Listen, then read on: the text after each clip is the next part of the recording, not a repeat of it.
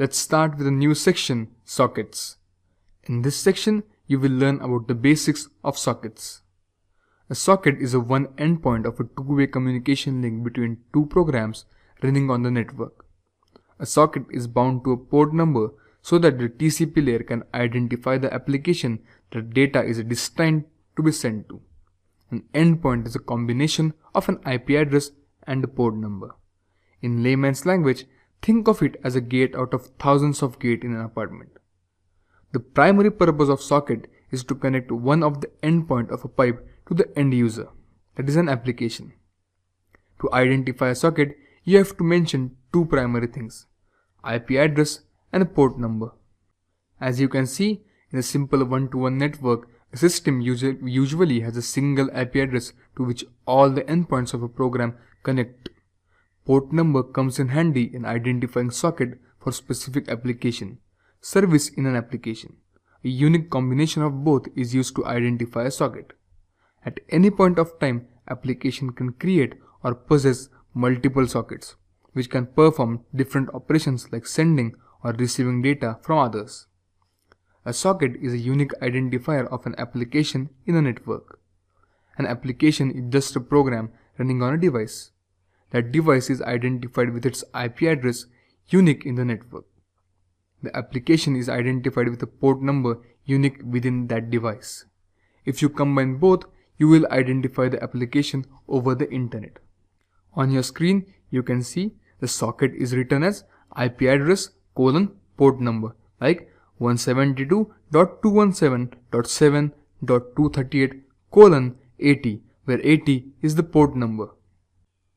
In this diagram, you can see application 1 sends the data to IP number 192.168.16.21 of application 2 with port number 100, while application 2 sends the data to IP number 192.168.1.1 of application 1 with port number 80.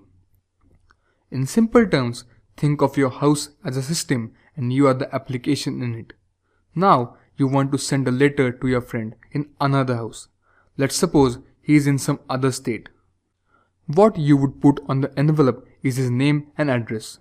Now, his home address can be considered as the IP address via which we can identify the system that is home uniquely. But the application, that is person to which that information is sent, is identified by the socket, that is his name. The socket name uniquely defines the application, that is the person. Because sockets are the means by which computers on a network communicate, they open your computer to attack. The simplest possible attack is denial of service. Another common attack is to exploit a vulnerability in a particular program listening at a port. Sometimes it's possible to trick a listening server program into allowing unauthorized access to that program or even the whole computer.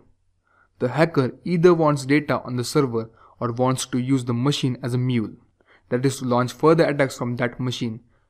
On your screen, you can see socket structure.